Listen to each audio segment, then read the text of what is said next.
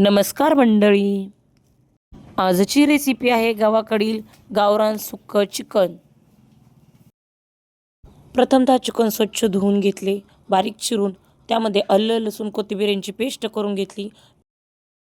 हळद, मीठ, धन पावडर, मटण मसाला आणि खोबरे हे चिकनवरती चोळून चिकन 10 मिनटं मुरत ठेवले.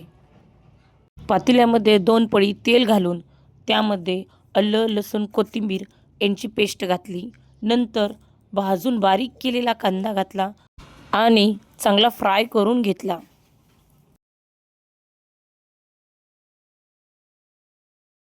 नंतर त्यामध्ये मुरत ठेवलेले चिकन घालून ते चांगले हलवून घेतले. चिकन चांगले हलवून झाल्यानंतर त्यावरती ताट ठेवून पाणी सुटण्यासाठी सोडून दिले.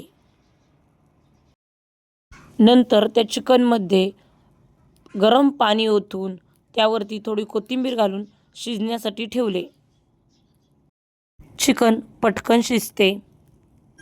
चिकनची रेसिपी अगदी पटकन होणारी आणि सोपी रेसिपी आहे. आपण सुक्या चिकनची तयारी करूयात.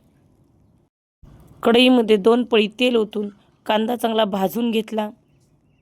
नंतर सुक्या चिकनसाठी लागणारे साहित्य पाहू. कोथिंबीर, धन पावडर, मटण मसाला, फ्राय मसाला, लाल तिखट, मीठ आणि काळं तिखट, आलं लसणाची पेस्ट. कांद्यामध्ये आलं लसणाची पेस्ट घालून ती चांगली फ्राय करून घेतली. नंतर त्यामध्ये चिकनचे पीस घालून घेतले आणि चांगले हलवून घेतले. अशा चमचमीत आणि झणझणीत रेसिपी पाहण्यासाठी माझ्या चॅनलला लाईक करा, शेअर करा, सबस्क्राईब करा.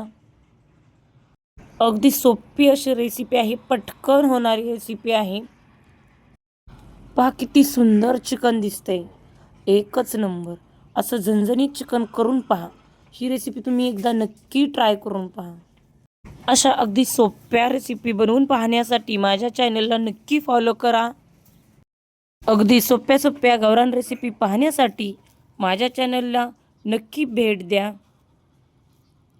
धन्यवाद.